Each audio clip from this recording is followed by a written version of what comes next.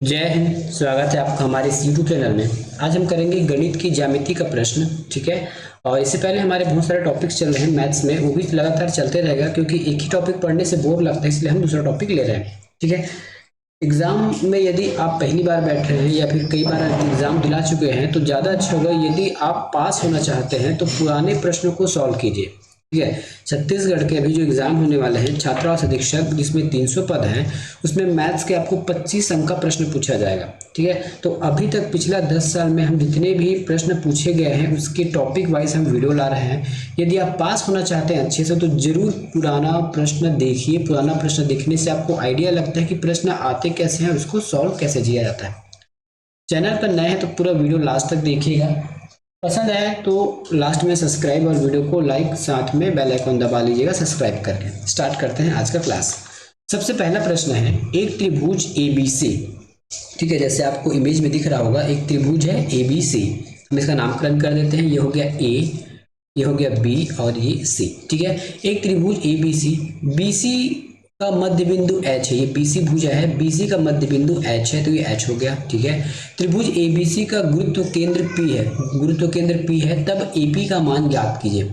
सबसे पहले इस गुरुत्व केंद्र के बारे में आप समझ लीजिए। यदि हमारे पास त्रिभुज की 3 भुजाएं होती है, प्रत्येक भुजा के मध्य बिंदु को हम यदि सामने वाले कोण से मिला दें, ठीक है, प्रत्येक भुजा के मध्य बिंदु को सामने वाले उसके कोण से मिला दें तो उसके बाद जो कटान बिंदु होगा उसको हम गुरुत्व केंद्र के नाम से जानते हैं। क्या कहा मैंने? त्रिभुज की 3 भुजाएं होती है, तीनों भुजाओं के जो बीच हो मतलब मिडिल पॉइंट होगा उस पॉइंट से आप सामने वाली भुजा को मिला दीजिए। और उस जब आप तीनों भुजाओं को मिला देंगे, है ना, तीनों भुजाओं के अर्धक को आप कोण से मिला देंगे तो एक पॉइंट मिलेगा। इसको हम कहते हैं गुरुत्व केंद्र। इसी को P नाम से जाना जाता है। ठीक है। तो गुरुत्व केंद्र की खास बात ये होती है, जब ये लाइन हम मिलाया जाता है तब ये जो P है ना, जो केंद्र कोण से बिंदु तक की जो दूरी है वो 2 रेशियो होती है, और जो बिंदु से है ना भुजा के मध्य बिंदु तक की जो दूरी होती है वो 1 रेशियो होती है। टोटल अगर हम एक रेखा को, है ना, एक पूरे लाइन को, जैसे AH लाइन है, उसको यदि हम 3 भाग में बांटते हैं तो 2 रेशियो कितना हो जाता है?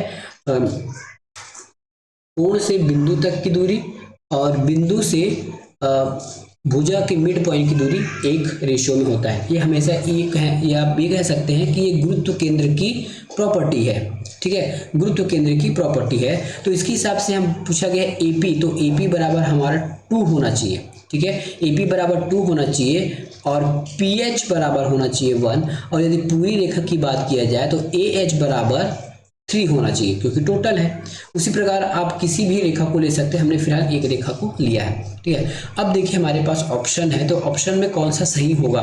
तो ज़्यादा अच्छा है, इसमें तो आपको बनाने की जरूरत नहीं पड़ेगा। आप केवल और केवल कैसे बना सकते हैं, इसको लॉजिक से बना सकते हैं। हमको AH का मान रख लेते हैं तो AP का मान आ जाएगा। सभी में हम AH का मान रख के देखते हैं, तो AH का मान रखेंगे तो यहाँ 3 रखते हैं तो ये कटेगा नहीं, और AP का हम कटने के बाद AP 2 आना चाहिए, यहाँ पे नहीं आया। ठीक है। B के पास चलते हैं। B में हम रखते हैं 3, तो 3 से 3 कट जाएगा, लेकिन AP का मान 2 1 आ रहा है, जबकि गलत है, AP का मान 2 आना चाहिए। ठीक है। ऑप्शन नंबर C में देखिए, हम यहाँ 3 रख देते हैं, 3 से 3 कट जाएगा और AP का मान आ जाएगा 2। ये बिल्कुल सही उत्तर है। D में भी रख के देख लीजिए, कोई दिक्कत नहीं होगा, है ना। D में रखेंगे तो यहाँ पे 3 और ये कटेगा नहीं, तो ये भी हमारा आंसर नहीं होगा। ये हमारा लॉजिक वे था। लेकिन यदि आप इसको बाय प्रोसेस से बनाना चाहते हैं तो कैसे बनेगा, इसको ध्यान से देखिए। यदि आप इसी को प्रोसेस से बनाना चाहते हैं तो कैसे बना सकते हैं, ये देखिए। सबसे पहले ये देखिए PH अपॉन ये होगा आपका AP, PH अपॉन हो जाएगा AP।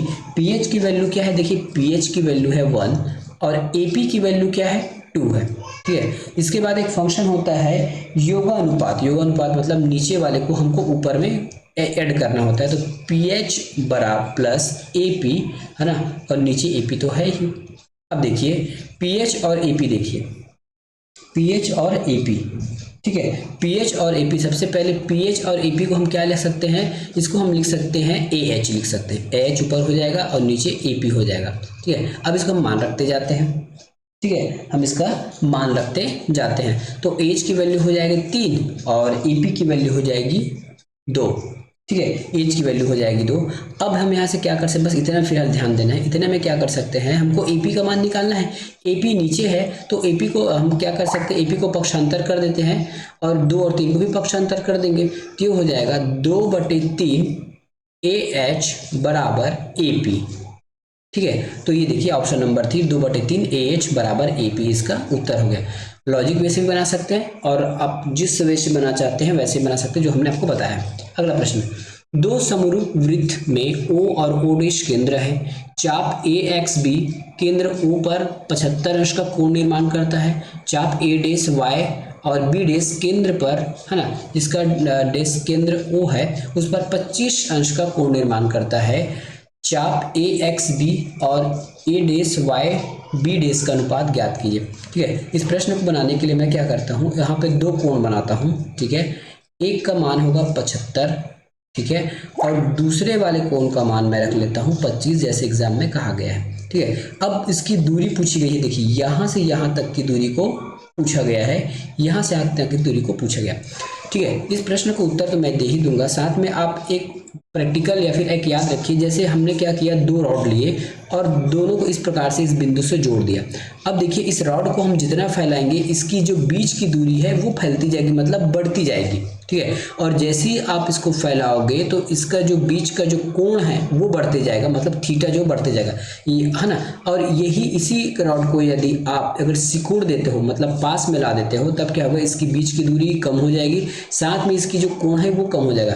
तो हमने क्या सीखा, जो डिस्टेंस है, डिस्टेंस का मतलब डी लिख लेता हूँ, ये डायरेक्टली प्रोपोर्शन होता है आपके थीटा के। थीटा मतलब कोण का, कोण जितना बड़ा होगा डिस्टेंस बढ़ेगा, कोण जितना छोटा होगा डिस्टेंस कम हो जाएगा।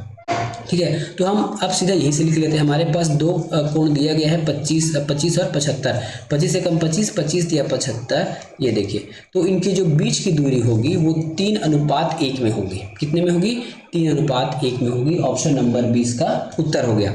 अगला प्रश्न चलते हैं, ऐसा कोण जिसका माप 90 अंश तक होता है उसे निम्नलिखित में क्या कहा जाता है। ठीक है, ये प्रश्न आप बहुत जरूर अच्छा प्रश्न है। मान लेते हैं हमारे पास 2 कोण है x प्लस y। ठीक है, यदि इन दोनों कोणों का योग यदि ये 90 डिग्री हो जाता है ना, जरूरी नहीं कि x y आधे आधे हो सकता है x की वैल्यू 80 होगी और y की वैल्यू 10 होगी, जोड़ेंगे तो 90 आ जाएगा, या x की वैल्यू 70 होगी या फिर y की वैल्यू 20 होगी, फिर भी 90 आएगा। ऐसा कोई आप कॉम्बिनेशन बना सकते हैं या फिर 45 + 45 भी कर सकते हैं। ठीक है, तो वैसे 2 कोण जिसका योग 90 अंश है उसको हम पूरक कोण कहते हैं। क्या कहते हैं, पूरक कोण। आपको बाद में एक और पढ़ना, संपूरक कोण। तो वैसे 2 कोण है ना, वैसा 2 कोण θ1 + θ2 यदि इन दोनों का योग 180 अंश है, ठीक है, तो इसको हम संपूरक कहेंगे। कहने का मतलब 2 कोण जिसका योग 90 अंश है पूरक कोण कहलाएगा, 2 कोण जिसका योग 80 अंश है, सॉरी 180 डिग्री है, उसको हम पूरक कोण के नाम से जानते हैं। ये है अगला प्रश्न और अगला टॉपिक। ठीक है, इस प्रश्न को करने से पहले आप लाइन और एंगल के बारे में आप समझ लीजिए। वैसे इस YouTube के चैनल में आपको डिटेल में लाइन और एंगल के बारे में पता चल जाएगा, फिर भी हम यहाँ पे आपको लाइन और एंगल के बारे में बता देते हैं ताकि आपको आने वाले प्रश्नों में दिक्कत ना हो। क्योंकि अभी तक जितने भी प्रश्न आए हैं व्यापक में, ज्योमेट्री से लगभग बहुत सारे प्रश्न आपके लाइन एंगल से मिल जाएंगे। स्टार्ट करते हैं लाइन एंगल का प्रश्न कि किस प्रकार से पूछा गया होगा। तो लाइन एंगल के बारे में थोड़ा सा आप समझ लीजिए।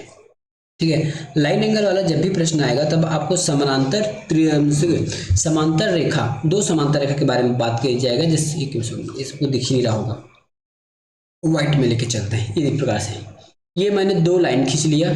ठीक है, ये 2 लाइन मैंने क्या खींचा, ये हमारी समानांतर रेखा होगी। समानांतर का हम समझते हैं वैसी रेखा जिसकी डिस्टेंस प्रत्येक दूरी पर सेम हो। ये LM करके मैंने 2 समानांतर रेखा खींचा जहां जिसकी जो डिस्टेंस है प्रत्येक दूरी पर समान होगी। अब यहाँ एक मैं तिर्यक रेखा बनाता हूँ। तिर्यक मतलब वैसा रेखा जो दोनों समानांतर रेखा को काटती है। इसको मैं N नाम से दे देता हूँ। ठीक है, N नाम से इसको मैं नामकरण कर देता हूँ। अब देखिए सबसे पहले एक चीज याद रखिएगा, कोई भी यदि सीधी लाइन है तो इस सीधी लाइन में 180 डिग्री का कोण बनता है।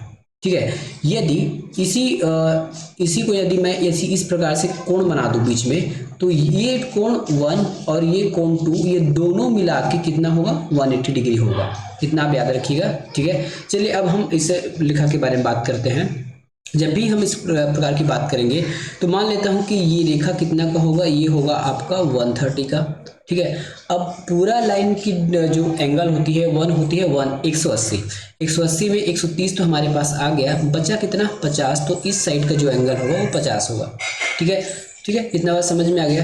अब नीचे देखिए, अब नीचे क्या देखना है, सेम लाइन है मतलब समानांतर रेखा है, यदि कोई भी तिर्यक रेखा ऊपर वाले लाइन के साथ 130 बना रही है ऊपर में, तो यहाँ भी 130 अंश का कोण निर्माण करेगी और इसके विपरीत साइड भी 50 होगा, तब तो दोनों मिला के 180 हो जाएगा।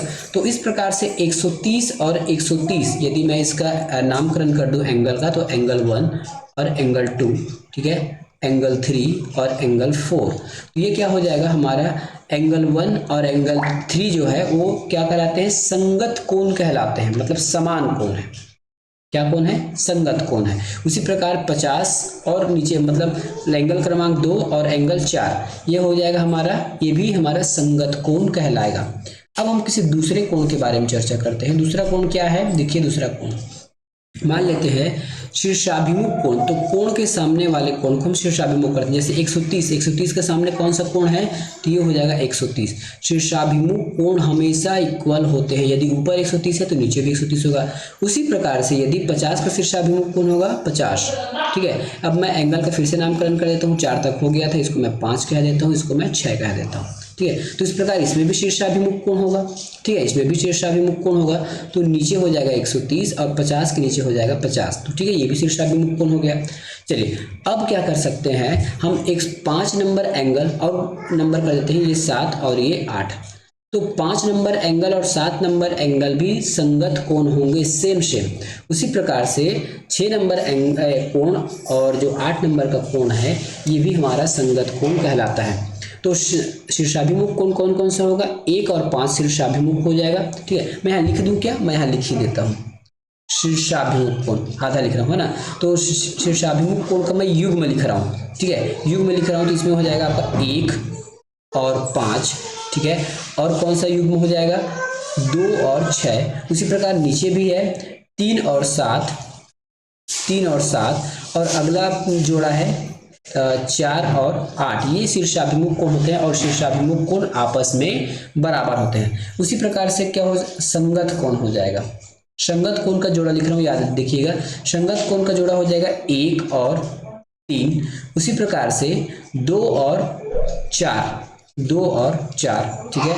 अगला संगत कोण का जोड़ा हो जाएगा 5 और 7, ये 5 और 7, और अगला संगत कोण का जोड़ा हो जाएगा 6 और 8, ये भी आपस में बराबर होते हैं। इसका मतलब ये देखिए, ये दोनों कोण जो आपको दिख रहा होगा ये आपस में इक्वल होंगे। 1 और 5 देखिए कहीं ना कहीं इक्वल होंगे, इक्वल है, ठीक है। क्या कहा मैंने, 1 और सॉरी मैं 5 लिख दिया हूँ, क्या ये 1 और 3 हो, शीर्षाभिमुख कोण है ना, सॉरी शीर्षाभिमुख कोण है, 1 और 5 देखिए बराबर है, ठीक है, ये हो गया। अब देखिए इसमें कुछ और होते हैं, आसन्न कोण बोलते हैं, मतलब ये अंदर वाले को जोड़ते हैं, जैसे 6 और 3 को यदि मैं जोड़ूं तो इसका योग हो जाता है 180, इसको मैं आसन्न कोण बोलूंगा। उसी प्रकार से अगर हम इसके विपरीत दिशा में देखें तो 5 और 4 को ऐड करेंगे तो ये भी 180 अंश हो जाएगा, ये भी मेरा आसन्न कोण हो गया। एक और कोण होता है जिसको हम कहते हैं एकांतर कोण। एकांतर कोण क्या होगा, ये देखिए, ये 50 दिख रहा है और ये 50, ठीक है, एक का अंतर है ना 50, देखिए एक का अंतर, देखिए, या फिर इसको हम एक जेड से ना याद रखिएगा, इसमें एक जेड बने उसको हम एकांतर कोण कहते हैं। अब मैं जेड बना के दिखा रहा हूँ, देखिएगा, ठीक है, एक जेड, 2 जेड बनेगा, एक ठो सीधा और एक ठो उल्टा। तो सबसे पहले एक सीधा जेड बनाते हैं, कुछ इस प्रकार से देखिए, ये देखिए, तो ये 130 और ये भी 130। उल्टा जेड बनाएंगे तो ये 50 और ये 50, तो ये दोनों भी आपस में इक्वल होते हैं। इतना आप याद रखिएगा, लाइन और एंगल से इससे ज़्यादा प्रश्न आपको नहीं पूछा जाएगा। चलिए स्टार्ट करते हैं प्रश्न को। आइए देखिए, ये हमारा मेन प्रश्न है, ठीक है। अब इस प्रश्न को आपको सॉल्व करना है। सॉल्व करेंगे कैसे, ये देखिएगा। सबसे पहले हमको कुछ प्रश्न दिया गया है। प्रश्न में क्या दिया गया है कि निम्न चित्र में जब रेखा L समानांतर है M का, मतलब ये ऊपर वाला L और नीचे वाला M समानांतर है, और इसमें तिर्यक रेखा है, देखिए इस प्रकार से, इसका नामकरण तो नहीं हुआ है लेकिन तीर के हिसाब से इसको हम तिर्यक रेखा कहते हैं। तो A + B की मान ज्ञात करते हैं, ये आपको B हो गया और ये A हो गया, ठीक है। याद रखिएगा, जब भी हमने जो समानांतर का प्रॉपर्टी पढ़ा है वो केवल और केवल समानांतर रेखाओं पर लागू होता है। यदि कोई समानांतर रेखा को है ना। यदि दो समानांतर रेखा को या फिर एक समानांतर रेखा को एक तिर्यक रेखा काटती है तब ये प्रॉपर्टी इसमें लागू हो जाएंगे। ठीक है, अब हम चलते हैं y के पास। y की वैल्यू क्या हो जाएगी, देखिए 130 है ना, यहाँ पे 130 है, तो 130 का शीर्षाभिमुख कोण क्या होगा, ये पूरा हो जाएगा, ये पूरा तो ये भी 130 हो जाएगा। अब यहाँ पे y लिखा है, मतलब दोनों को बराबर भागों में बांटा गया है। और 130 को हम कैसे बांट सकते हैं, तो यहाँ हो जाएगा 65 और इस y का मान भी हो जाएगा 65। ठीक है, अब देखिए हमने बताया था कि जो लाइन के ऊपर 130 है तो संगत कोण के हिसाब से ये भी 130 हो जाएगा। ठीक है, 130 हो जाएगा। दूसरी बात हमने और प्रॉपर्टी क्या देखा था कि एक सीधी रेखा की जो डिग्री होती है वो 180 होती है। देखिए m पूरा सीधी रेखा है और यहाँ पे t का मान निकालना है हमको, है ना। तो देखिए 130 होती है, बचा कितना 130 180 होता है एक सीधी रेखा का एंगल। 130 हमारे पास है, बचा कितना 50 बचा है, तो टी 2 बार है तो एक को हम 25 मान लेते हैं, दूसरे को भी हम 25 मान लेते हैं, ये भी हमारा काम निकल गया। उसी प्रकार का इस प्रकार का इसमें देखिए ये आपका 120 है, सम्मुख शीर्षाभिमुख कोण भी 120 ही होगा। x लिखा है तो x को 60 मान लीजिए, दूसरे x को भी 60 मान लीजिए, तो 120 ये हो गया। ठीक है, अब 120 का संगत कोण ये हो जाएगा। ठीक है, अब यहाँ भी प्रॉपर्टी आपका लग जाएगा, एक सीधी रेखा है, सीधी रेखा का मान 180 होता है। 120 हमारे पास पहले से बचा कितना, बचा हमारे पास 60 बचा, है ना, तो 6 2 8 होगा। तो z भी 30 मान लीजिए और इस z को 30 मान लीजिए, बस हमारा काम हो गया। अब हमको a और b का मान निकालना है, तब कैसे निकालेंगे, देखिए अब सबसे पहले एक त्रिभुज देखते हैं। त्रिभुज यहाँ पे कोई नामकरण नहीं है तो मैं कोई नामकरण करा देता हूँ। ये a, ये b, ये c और ये d, इसको मैं नामकरण कर देता हूँ और बीच को o लिख लेते हैं। ठीक है, नामकरण हुआ नहीं था। अब देखिए त्रिभुज AOB में त्रिभुज के तीनों कोणों का मान होता है 180। ठीक है, तो मेरे पास दो कोण का मान तो पता है 30 और 25, कितना हुआ 30 और 25 जोड़ेंगे तो ये हमारा हो जाएगा 55। ठीक है, 55 हुआ तो 180 में 55 माइनस कीजिए, 180 में 55 माइनस करेंगे तो इस b का मान निकल जाएगा, ये हो जाएगा आपका 215। अब तीनों को मिलाएंगे तो 180 हो जाएगा, तीनों कोण का मान 180 होता है, b का मान निकल गया 15। अब आपको देखना है त्रिभुज AOC में इसका भी मान 180 अंश होना चाहिए, तीनों कोण मिला के। दो कोण है जैसे z और x, इसका मान हमको पता है, x का वैल्यू है 60 और z का वैल्यू है 30, तो 60 और 30 90, और 180 में 90 माइनस करेंगे तो इस b की वैल्यू आ जाएगी 90। ठीक है, अब दोनों को जोड़ देते हैं क्योंकि हमको a प्लस b बोला गया है, तो b की वैल्यू है 215, a की वैल्यू है 90। अब ये हो जाएगा 5, 9 1 हो जाएगा 10। ठीक है, 9 1 10 कितना हो जाएगा,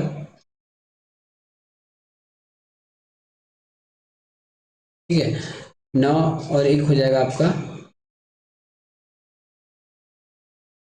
115 बोलता हूँ जी, 115 125 होगा, ये सॉरी ये 125 होगा, 215 तो हो नहीं सकता क्योंकि 180 है, तो ये क्या हो जाएगा 125 हो जाएगा और ये 90 हो जाएगा, टोटल हो जाता है 215। ठीक है, टोटल हो जाएगा 215, ऑप्शन नंबर डी। अगला प्रश्न, ए बी 18.2 सेंटीमीटर तथा DE 13 सेंटीमीटर तथा त्रिभुज ABC सर्वांग सम है। ठीक है, त्रिभुज ABC साथ सर्वांग सम है त्रिभुज DEF का, तो सबसे पहले नामकरण कर देते हैं, ये हो जाएगा A, ये हो जाएगा B, ये हो जाएगा C। ठीक है, अब अगला त्रिभुज है DEF। ठीक है, DEF ये हमारे समरूप त्रिभुज है। देखिए इसका मतलब होता है समरूप त्रिभुज, तो ABC और DEF समरूप त्रिभुज है। यदि DEF का परिमाप 50 है, DEF का परिमाप 50 है ना, 50 मीटर हो, तो ABC का परिमाप ज्ञात कीजिए, इसका परिमाप हमको निकालना है। ठीक है, और यहाँ पे हम कुछ मान दिया गया है, AB का मान दे दिया गया है, AB ये है ना, तो AB हो जाएगा 18.2 सेंटीमीटर और DE का मान दे दिया है 13 सेंटीमीटर। जब भी कोई त्रिभुज समरूप होता है तब उसके कुछ प्रॉपर्टीज होते हैं। प्रॉपर्टीज क्या हो जाएगा, त्रिभुज ABC का जो परिमाप है, ठीक है, बटा हो जाएगा आपके त्रिभुज DEF का परिमाप, और इसके जो संगत भुजा हैं वो आपस में बटे में होते हैं। तो ABC का कोई भुजा हमको पता है क्या, ABC का तो हो जाएगा AB, अब याद रखिएगा जब त्रिभुज में हम ए बी लिए हैं तो इसको भी आपको इसी साइड को लेना है, इस साइड को नहीं लेना है, ठीक है। यदि ए बी का हमने लेफ्ट साइड लिया है तो डी का भी लेफ्ट साइड लेना पड़ेगा अपॉन में, तो ये हो जाएगा आपका डी। अब जितना जितना मान है उसको रख देते हैं। ए बी सी, ठीक है, क्या ए बी सी का मान हमको पता है क्या? नहीं पता, इसी को तो निकालना है परिमाप को। और डी ई एफ का परिमाप हमको पता है 50, ए बी की मान है 18.2 और डी ई की मान है 50, ठीक है। x का मान निकालने क्या करेंगे, 50 को पक्षांतर करेंगे तो x बराबर हो जाएगा 18.2, नीचे में क्या था जी, ये 13 था क्या, मैं 50 लिख दिया हूँ 13, ठीक है। ये 13 और गुना 50 क्या हो जाएगा 50। अब इस पूरे को सॉल्व करेंगे तो हमारा आंसर क्या आ जाएगा, 70 सेंटीमीटर आ जाता है आंसर। क्या आ जाएगा, 70 सेंटीमीटर इसका आंसर हो जाएगा ऑप्शन नंबर बी। अगला प्रश्न, निम्नलिखित में से किस आकृति में कर्ण सदैव बराबर होता है? कर्ण सदैव बराबर होता है, तो देखिए कर्ण सदैव बराबर का मतलब ये नीचे हमने आयत बना, इसका उत्तर आयत ही होगा, ये आयत है। देखिए इसके कर्ण को हमने ऐसे मिला दिया, हो सकता है मेरे से थोड़ा ना मिल पाए, लेकिन आप ये मान के चलिए कि ये बराबर मिला हुआ है, ठीक है। इसको मैं मिला के फिर से एक बार ट्राई करते हैं। ये ए है, ये हमने इस कोने से मिला दिया, उसी प्रकार अगले कर्ण को हम इस कोने से ऐसे मिला देते हैं। तब कहा गया है कि इसके कर्ण सदैव बराबर होते हैं, तो ये इसकी लंबाई और इसकी लंबाई दोनों हमेशा इक्वल होती है आयत में, तो उसका उत्तर हो जाएगा आयत।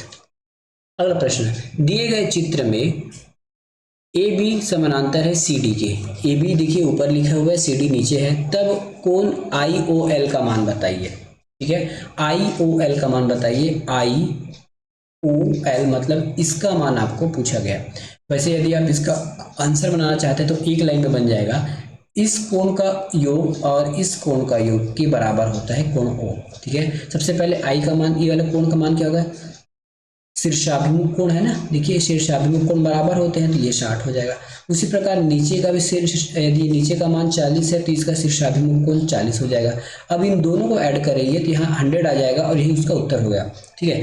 ये यदि जब भी आप एग्जाम में बनाएंगे तो इसको याद रखिएगा, दोनों का योग होता है कोण ओ, लेकिन ये होता कैसे आप इसको जान लीजिए। वैसे तो अब बनाने की जरूरत नहीं है, इसका आंसर 100 आ जाएगा। होता कैसे मान लेते हैं हम एक यहाँ पे ना क्या खींच देते हैं, एक लाइन खींच रहे हैं, ठीक है। वैसे लाइन खींचे नहीं गया, हमने बीचों बीच एक लाइन खींची गया आपको बताने के लिए, ठीक है, आपको बताने के लिए लाइन खींच दिया।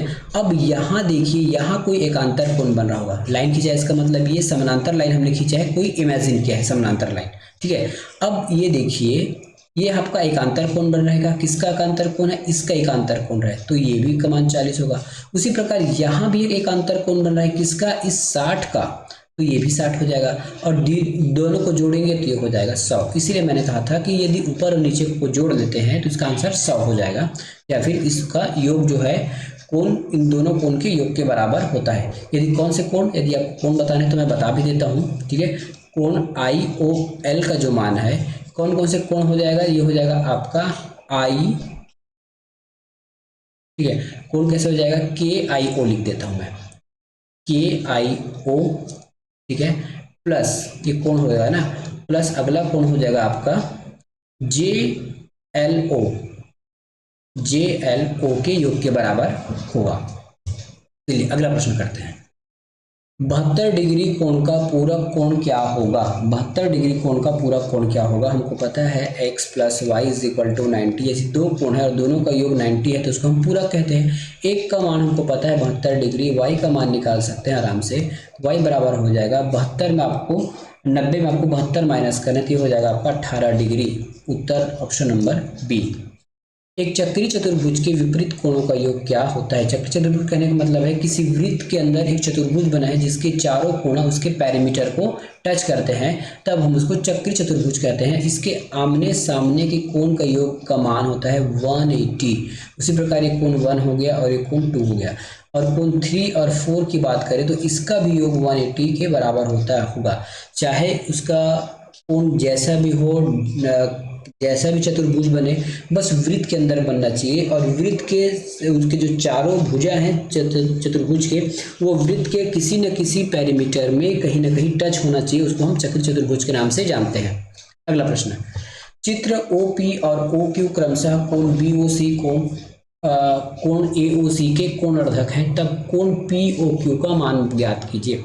ठीक है, ऐसा कुछ भी नहीं है। देखिए ये जो प्रश्न बना गया है, मैं एक अलग प्रकार से आपको बना के बता रहा हूँ। जैसे एक लंबी रेखा है, एक लंबी रेखा है, ठीक है, इसका मान होता है 180, हमको पता है। अब यहाँ मैंने एक लंब डाल दिया, लंब या कोई लाइन खींच लीजिए, कोई जरूरी नहीं है लंब डालना है, कोई लाइन भी खींच सकते हैं, ठीक है।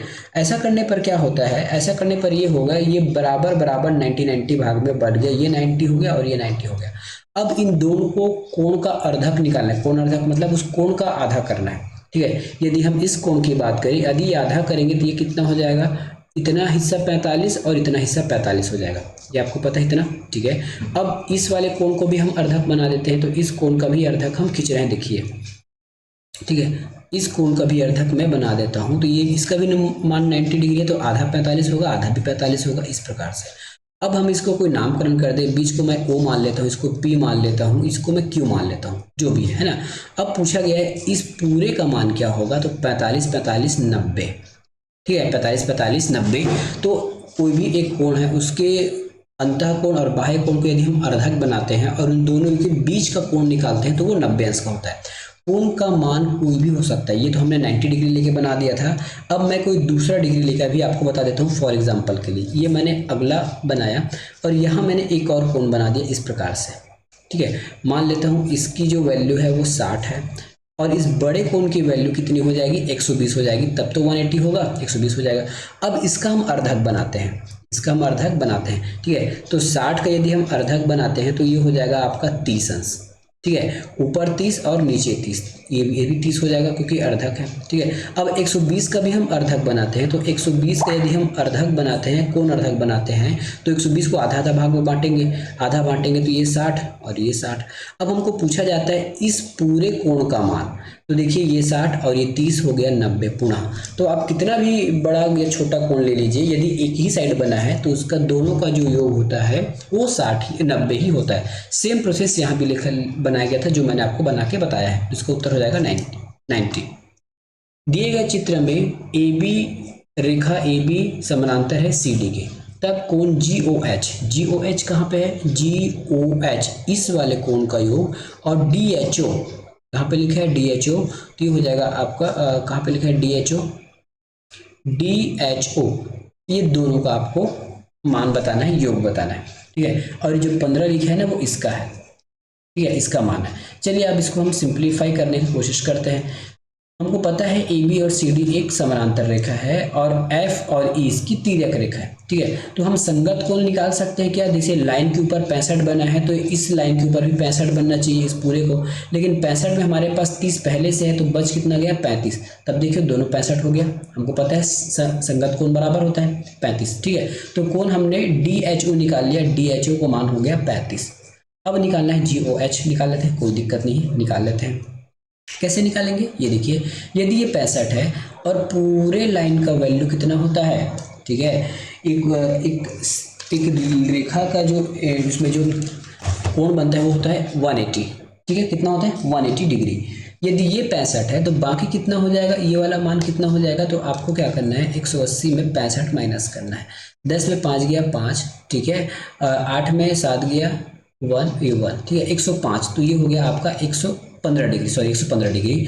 अब 115 का सम्मुख कोण ये हो गया, ठीक है, तो ये भी 115 हो गया। 115 में हमारे पास 15 डिग्री पहले से है तो बचा ये 100 डिग्री, ठीक है। अब एक त्रिभुज देखिए, त्रिभुज क्या हो जाएगा GOH, त्रिभुज GOH का मान तीनों कोणों का योग 180 होना चाहिए, ठीक है। तो इसमें 30 और 100 हमारे पास पहले से है तो कितना हो गया 130, बचा कितना 50, ठीक है। तो इस कोण का मान हो जाएगा 50, ठीक है। तो इस कोण का मान हो जाएगा 50, 35 और 50 को जोड़ेंगे तो ये हो जाएगा आपका 85 डिग्री, कितना हो जाएगा 85 डिग्री। इसलिए आपको लाइन एंड एंगल पहले बताया गया।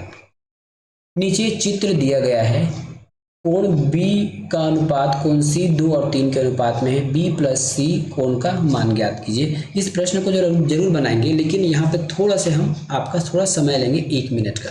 मैं क्या कर रहा हूँ फिलहाल आपको समझाने के लिए एक समबाहु त्रिभुज ले रहा हूँ। समबाहु मतलब जिसकी तीनों कोण का मान बराबर होता है 60, ये भी 60, ठीक है, और ये भी 60। अब इस त्रिभुज के किसी भी एक भुजा को मैं बढ़ा देता हूँ, किसी भी एक भुजा को यदि मैंने बाहर तक इस प्रकार से बढ़ा दिया, ठीक है, मतलब ये कोई नाम ले लेते हैं A, बी सी और इसको मैंने डी तक बाहर बढ़ा दिया। तो इसका मान क्या होगा, इतने का मान क्या होगा? आपको पता है एक रेखा का मान कितना होता है 180, 180 होता है, उसमें 60 मेरे पास पहले से है, तो ये कितना हो जाएगा 120। ठीक है, ये कितना हो जाएगा 120। अब यहाँ से एक क्या निकल के आता है, यदि हमने किसी त्रिभुज के एक रेखा को आगे बढ़ाने के बाद जो बाह्य एंगल बनाया है, इस बाह्य एंगल का जो मान है वो उस त्रिभुज के शेष दो कोणों के योग के बराबर होता है, मतलब कोण ए प्लस कोण बी के बराबर होता है 120। देखिए यहाँ पे 60 है और यहाँ भी 60 है, तो इन दोनों का मान कितना हो जाएगा, इन दोनों कोणों के योग के बराबर होता है। या फिर इसका जो मान है, कोण क्या लिख सकता हूं मैं, कोण ए सी डी का जो मान है इसके बराबर होगा कोण ए प्लस कोण बी के बराबर होगा। ठीक है, सेम फंक्शन यहाँ पे देखिए, ऐसा मत समझिएगा कि मैंने 60 लिया इसलिए सही होगा, आप कोई भी ले लीजिए उत्तर ही आने वाला है, कोई भी डिजिट ले लीजिए, कोई भी मान ले लीजिए। ठीक है, अब ये देखिए ये मान है ना, ये बाह्य कोण है, ये बाह्य कोण है ना। अब इस कोण को छोड़कर शेष दो कोणों का योग के बराबर होगा, मतलब बी और सी के योग के बराबर होगा। तो बी थीटा मान लेते हैं, सी को बीटा मान लेते हैं, थीटा बीटा जो भी मानिए, इन दोनों का योग 130 ही होगा। और पूछा क्या गया है, बी प्लस सी का मान पूछा गया है, बी प्लस सी का मान होता है ऑप्शन नंबर डी 130। ठीक है, बी प्लस सी 130। या अब ऐसा भी नहीं मान सकते, मान लेते हैं आपको ऐसा मानने में दिक्कतें आ रही है, तब हम कैसे बना सकते हैं, दूसरा तरीका। वैसे तो आंसर आ चुका है ना, लेकिन कुछ लोग बोलेंगे कि ऐसा क्यों बना है, तो देखिए अब ये देखिए, मान लेते हैं बी डी एक लंबी रेखा है, एक लंबी रेखा का मान होता है 180, 180 मेरे पास 130 आ गया है, तो ये इसका मान हो जाएगा 50, कोण ए का मान 50 हो गया। तो शेष कोणों का मान कितना होना चाहिए, 130 ही होना चाहिए, है ना, 130 ही होना चाहिए, क्योंकि त्रिभुज के तीनों कोणों का मान तो 180 होता है। तो कोण कोण बी और कोण सी का मान हो जाएगा 130। अब ये 130 का मान कैसे निकला है, 2 और 3 के रेशियो में, दोनों का योग लगाएंगे तो ये हो गया 5 और ये हो जाएगा आपका 30, 13 पंचे 65, एक का मान हो जाएगा 5, सॉरी एक का मान हो जाएगा आपका 13 पंचे नहीं 13 पंचे 65 नहीं होगा जी, कैसे कर सकते हैं इसको, 5 दूने 10 कर सकते हैं, 5 दूने 10 और बच जाएगा 1। ठीक है, क्या माना जाएगा, अगर 5 से काटेंगे तो 5 दूना 10 बचा 3 और ये 6 पंचे 30। ठीक है, तो 25 माना गया, एक का मान 25 है। ठीक है, और बी का रेशियो कितना है 2, तो ये बी वाला हो जाएगा 50 और सी वाला हो जाएगा कितना हो जाएगा, ये 25 दिया 75।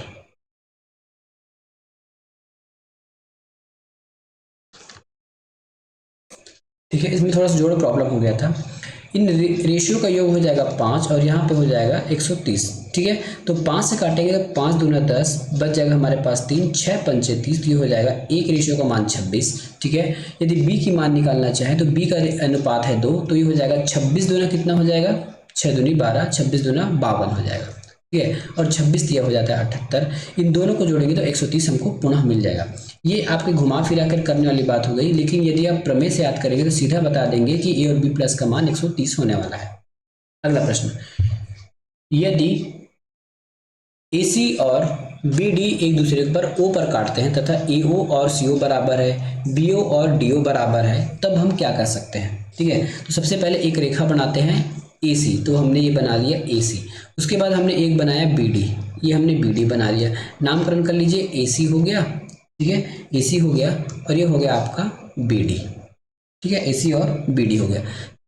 तो इसके बीच की दूरी के बारे में हमको पूछा गया। याद रखिए, यदि इन दोनों की लंबाई बराबर, इसकी लंबाई बराबर है ओके और इसकी लंबाई बराबर है, यदि इन दोनों की लंबाई बराबर है ऊपर और नीचे, तब क्या होगा, इस दोनों रेखाओं को या फिर दोनों चीज़ों को जितना आप फैलाएं या फिर जितना सिकोड़े, दोनों के बीच का अंतर हमेशा इक्वल होगा और एक निर्धारित डिस्टेंस पर होगा। याद रखिए, ये देखिए, यदि आप इसको फैलाएं तो यहाँ तक की जो दूरी है, यहाँ तक की जो दूरी इक्वल होगी, साथ में इसकी जो लंबाई है वो भी इक्वल होगी। ठीक है, और यदि इसी को आप यदि इस प्रकार से सिकुड़ भी देते हैं तो भी इसके बीच की दूरी में कोई अंतर नहीं आने वाला है। इसका मतलब ऑप्शन नंबर ए सही है, BC समानांतर होगा AD का और BC बराबर होगा AD का।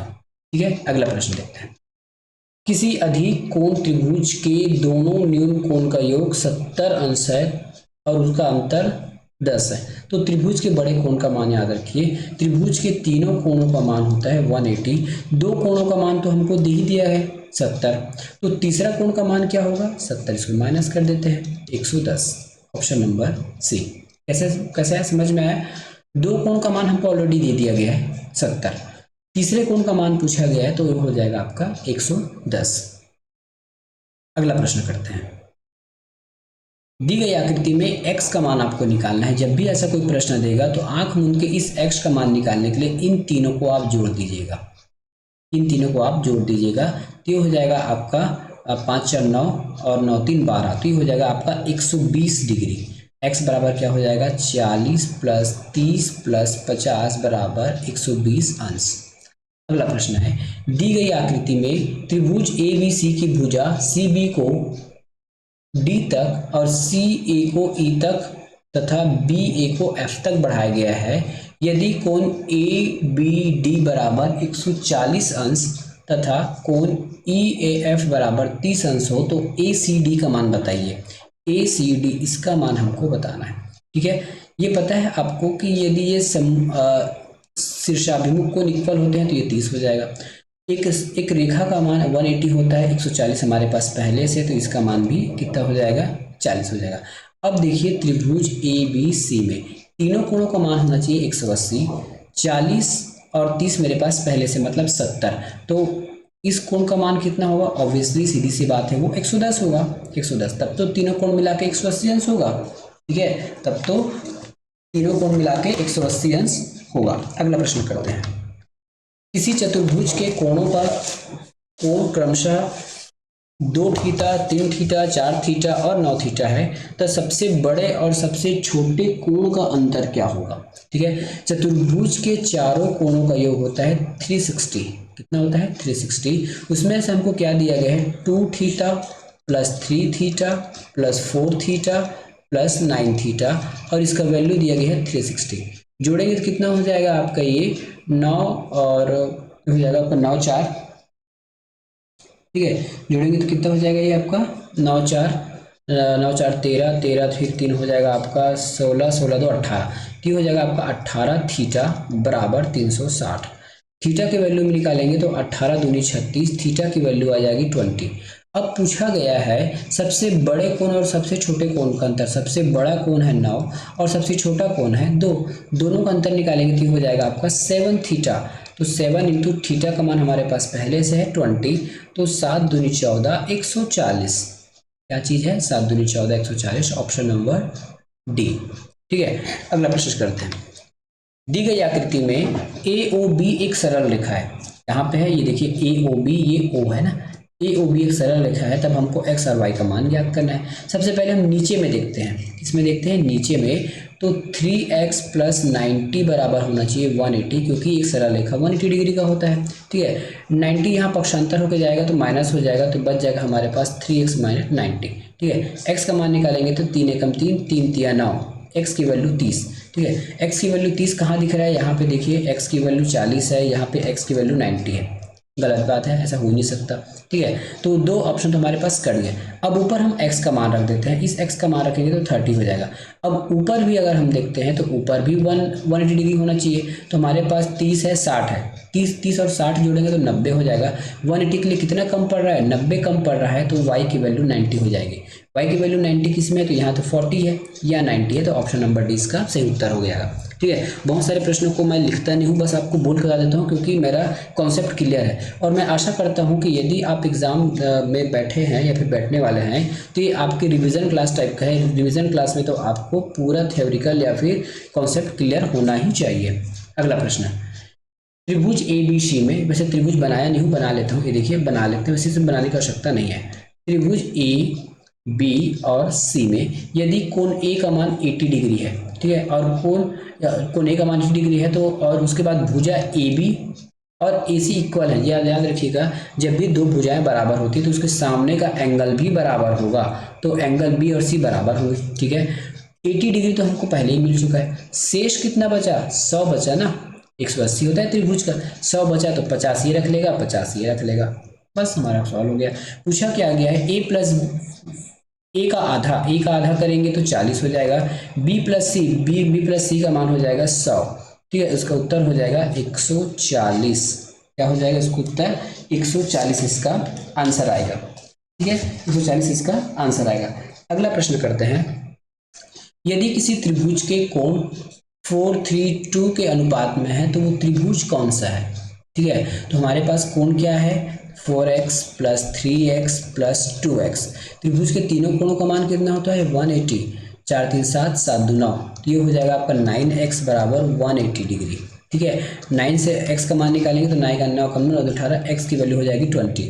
पूछा गया है तो त्रिभुज कौन सा अधिक होगा? तो सबसे पहले आप फोकस कीजिए बड़े को। यदि बड़ा पता चल गया तो सीधी सी बात है, तो बड़े का वैल्यू निकाल लेते हैं। 4x है ना, 4 है, हमने इसको 4x माना है, तो 4 इंटू 20, 4 दूनी 8, 80 अंश। तो ये हमारा न्यून कोण होगा। कैसे पता चला? 90 से बड़ा अधिक कोण होता है, 90 से छोटा आपका न्यून कोण होता है। मतलब त्रिभुज की कोई भी एक भुजा यदि 90 से छोटी है, ठीक है, तो वो न्यून कोण है। 90 से अधिक है तो अधिक कोण है, और 90 के बराबर है तो सम कोण होता है। तो ये इस सबसे बड़ी भुजा तो 4 ही वाला ही है, अनुपात में तो बड़ा यही होगा। 80 है, 90 से कम है, तो ये न्यून कोण होगा, ऑप्शन नंबर सी। अगला प्रश्न, लास्ट प्रश्न होगा आज का ये। रेखा L और M, रेखा L M तथा N को P और Q पर काटती है। इसका मतलब ये है कि ये जो M और जो N है ये समानांतर है, समांतर रेखा है, और जो L है इसकी तिर्यक रेखा है। तो संगत कोण बताइए। मैंने पहले बता चुका था, संगत कोण, ये संगत कोण है और ये संगत कोण है। क्या हमारे पास 2 6 है ना। उसके बाद हमारे पास ये 3 संगत कोण होगा, 7 संगत कोण होगा। मैं यहाँ पे लिख देता हूँ है ना। संगत कोण का पहला क्या हो जाएगा आपका? 2 और 6 हो जाएगा। दूसरा संगत कोण हो जाएगा आपका 1 और 5 हो जाएगा। तीसरा संगत कोण हो जाएगा 3 और 7 हो जाएगा। चौथा संगत कोण हो जाएगा 4 और 8। अब इसमें से जो युग्म होगा वो आपका आंसर होगा। ठीक है, 1 और 7 कहीं पे है क्या? तो 1 और 5 है, ये गलत है। 1 और 5 है क्या? बिल्कुल 1 और 5 है, तो ये सही होगा। 2 और 8 लिया गया तो 2 और 6 होगा, तो ये बिल्कुल गलत है। 3 और 6, 3 और 7 है, तो ये भी गलत हो गया। ठीक है, ऑप्शन नंबर बी। ठीक है, तो यहाँ तक हम करेंगे। नेक्स्ट प्रश्न को अगली वीडियो में करेंगे। धन्यवाद।